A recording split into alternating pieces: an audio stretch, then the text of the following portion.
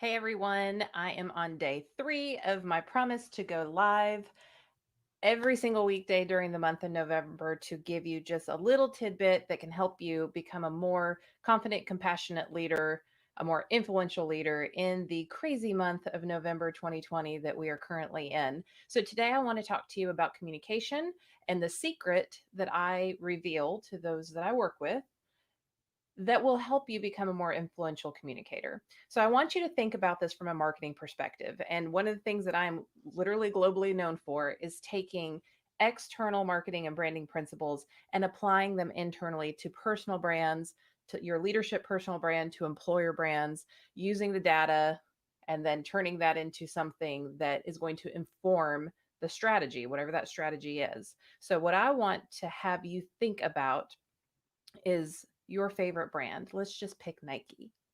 Nike has a brand voice. When we think Nike, we think the swoosh, we think just do it, we think of athletics. We know who Nike is. Nike doesn't change their brand when they're selling to different demographics, right? Nike doesn't change who they are when they're selling to a soccer mom who's going to use her athleisure wear that she bought from Nike to go shopping at Target. Nike is not going to change their brand when they are marketing to a competitive athlete who might need performance wear. But what they will do is they will change their messaging. And so it is super critical that you understand who your audiences are. And that's what Velvet Machete is all about, right? Velvet Machete is the machete cuts to the chase. The velvet wraps the message in a way that is appealing to that unique audience. So we have to be clear and concise, and we have to also understand what motivates that individual. Soccer mom doesn't care about if her socks are going to help her perform better. She just needs to go to Target. She needs to go to the soccer field. I am a soccer mom, so I'm not picking on any soccer moms. I'm also pretty athletic too, so both of those would be working for me, not competitive. But I just want you to think about that. How am I going to market to a woman wearing athleisure wear, keeping my Nike brand, keeping how I show up as a brand, but morphing the message in a way that appeals to her what's in it for me? Is this going to be comfortable? Am I going to look cute in it? Can I wear this all day and still look good at the end of the day? And I'm comfortable to run all of my errands, to go to the soccer game, whatever that looks like. Hi, Olga. Mwah. Good to see you.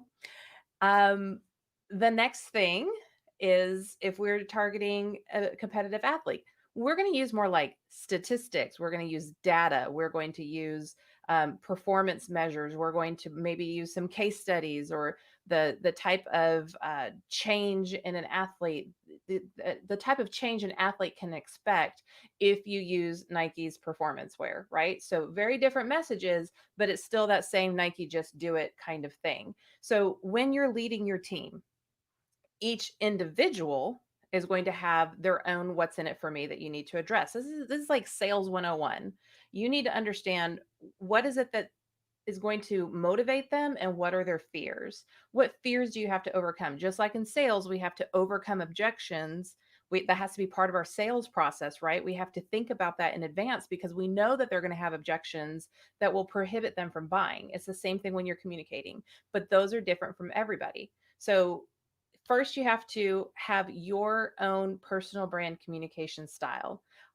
For example, mine is very informal. I'm a friendly communicator. I'm not going to be overly formal about anything that I talk about. I'm going to tell you, you need to get your poop in a group, and I'm going to throw ain't in there every once in a while because I'm from the South and I can. But I've got fantastic grammar. I know that ain't's not a word.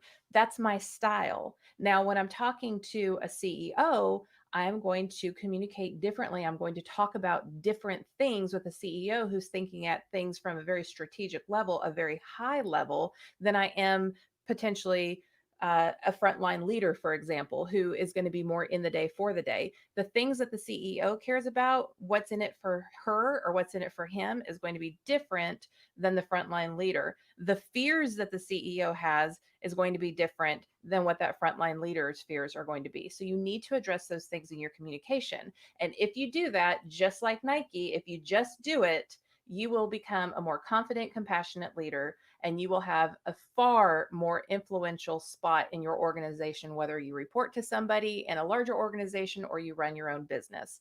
Now, I do have a little cheat for you, a little gift for you. It's free. No opt in is required, because if you don't want to be on my email list, I don't want you there, because I don't like to go to parties I'm not invited to.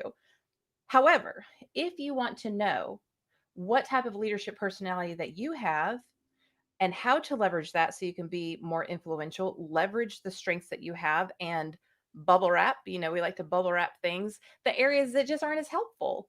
They're not weaknesses. You're not a weak person. It's just not as helpful for me to say, like, do advanced math for my business. That's not the highest and best use of Amber in her business. So I bubble wrap that with an accountant and a CPA and somebody who handles my payroll and all that good jazz. So if you would like to take that, then please visit amberhurdle.com/leadership quiz.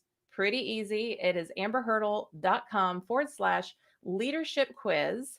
And we will be able to take care of you there. You will get a download a PDF sent to your email, or you can download it immediately and you'll have that direction. And if you don't want to end up on an email list, all you have to do is not click that button and you're good to go. Okay, so that was day 3. We're 6 minutes in. I'm trying to keep these short. I will see you tomorrow. Please like my Facebook page or go over to my YouTube channel, like, comment, and subscribe. More people will get their eyeballs on this. I really just want to be here for you in a little bit every single day to support you on your leadership journey as you are leading through some pretty crazy stuff in 2020. Okay. I will see you tomorrow. Have an awesome evening.